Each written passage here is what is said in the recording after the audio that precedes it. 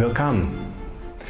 In the previous two lectures, we swiftly went through the geographical overview of the Kolauto domain in Moravia and through the history and life of Prince Emanuel Kolauto, the person who defined the house in the end of the turbulent 19th century. This lecture is going to deal with his successor, Prince Manfred, his children, and the Czechoslovak Republic between 1918 and 1938, that is the so-called First Czechoslovak Republic. As you already know, Prince Emanuel died childless, and Manfred was his grandnephew. He was the younger son of the younger family line, and due to his stormy youth, his father Octavian had him farm in German Teschendorf to pay off the debts he made. That was where his 5 children were born, and only in 1908 his father handed Manfred his lower Austrian manor and Chateau Staats. The chateau doesn't exist anymore, only the granary survived the Red Army in 1945, but Manfred with his family lived there till the end of the First World War. In December 1913 his older brother Rambaldo died, and when in 1924 Prince Emanuel died too, Manfred inherited both Italian and Moravian positions, so all the Kolauto manors were suddenly in the hands of one man. Now, the time when Prince Manfred became the holder of the Kolauto position in Moravia was the time after the First World War, when the old Austro-Hungarian Empire didn't exist anymore and its successor state were quite newly established. Since October 1918, the Kolauto domain in Moravia became a part of Czechoslovakia. This multinational state, with a majority of approximately 6 million Czechs, 3 million Germans, 2.5 million Slovaks and over 1 million people of the ethnic minorities, out of which mainly Hungarians, Jews and Ruthenians must be named, was situated in the northern part of the former Austro-Hungarian Empire. It consisted of 5 historical regions: Bohemia, Moravia, Czech Silesia, to which newly connected was Trans-Osa part, Slovakia, which had formerly been Upper Hungary, and finally Carpathian Ruthenia. For aristocracy, the new republican regime was not too favorable. On the 10th of December 1918, they lost their titles and privileges. Aristocracy as a social class therefore ceased to exist. On top of that, in 1924, the institution of family fideikommissen was abrogated, and on the 16th April 1919, the land reform started by issuing the Expropriation Act number 215. According to the Act, all total land exceeding the area of 250 hectares in the ownership of a single power was to be confiscated and only later to be sold to smaller farmers, peasants, and unfortunately sometimes even to the speculators. In the land reform, 3,743 hectares, or 1/3 of the Kolauto domain, was expropriated. Manors Písečné, Černá and Deutsch Rudolec were changed into residual estates. In Uherčice, so many forest complexes and farms were expropriated that the chateau became economically dependent on Brtnice. But after the reform was over, Manfred put the finances right and engaged in a new business. For the new brickyards in Okřížky, he bought a new patent for the hollow brick, which I'm going to tell you about in video 5. The unprofitable separated clusters of forests were sold to Jihlava and the production of breweries was increased. Welcome to Chateau Uherčice, the place where Prince Manfred used to live almost permanently since the 1920s and during the 1930s. The chateau was adapted to his needs and reconstructed so that he could live here.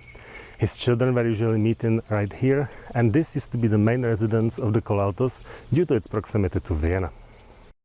Uherčice served as a meeting point even for those of Manfred's children who lived far from Czechoslovakia. Manfred's younger son Rambald, or Rami, started administrating the Italian possession. Manfred's second daughter Anna married Marquis Piatti and lived near Staats in Lustdorf. The youngest daughter Polyxena had her wedding just in Uherčice in 1928, and with her husband Alfred Lichtenstein she lived mainly in Hungarian Hegyes. Moravia was therefore home only for Octavian and his sister Giselda, called Didi. Octavian, or Tady, Manfred's older son, moved in Brtnice in late 1928, adapted the castle to his needs and started to get familiar with the estate's administration.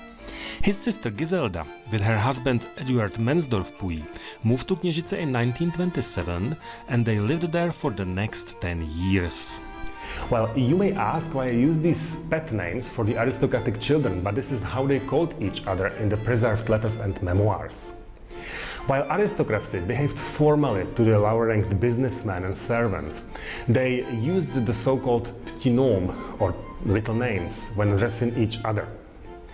Therefore, Octavian was called Tady, Rambald Rami, Anna Ani, Giselda Dudy, and Polyxena Patti.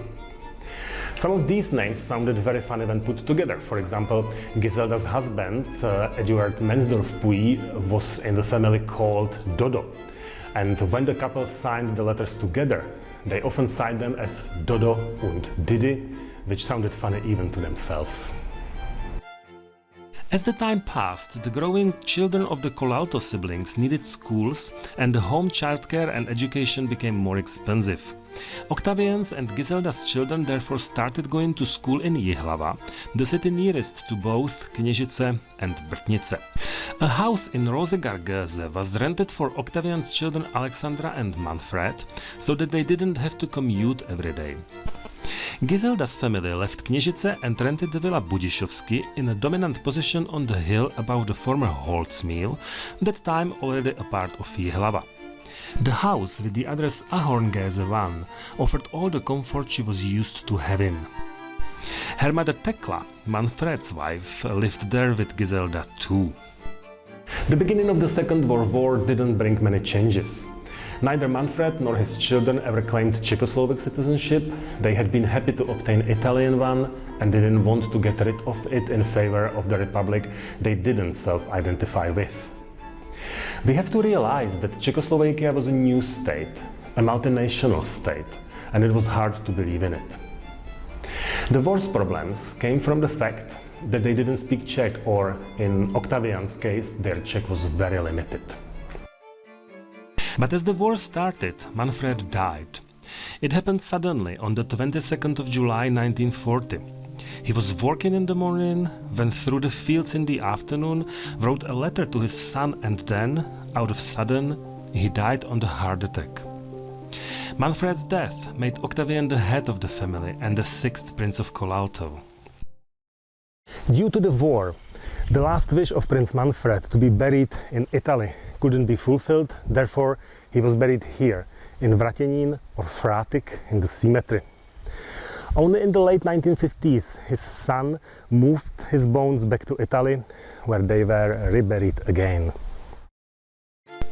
However, even Vratěnín wasn't the very first idea. The plan was to bury father's body in Eichwald, the forest and the hill above Uherčice chateau. Octavian planned to create there a new family sepulchre, because the old one in Neustift was already in a very bad state. It was the post-war situation that made it impossible, but more about it later. At the moment, you know the basic facts about the life of the last three princes Colalto e San Salvatore in Moravia: Prince Emmanuel, Prince Manfred and Prince Octavian. Since this video genre is quite limited, I'd recommend all those interested in learning more to read my published articles. They deal with the fate of these last princes Colalto and with their everyday life in the First Czechoslovak Republic. In the upcoming videos, we are going to pay less attention to the family history and more to their economic, artistic and leisure activities in the late 19th century and the early 20th century. My name is Jan Koumar and I'm looking forward to seeing you soon.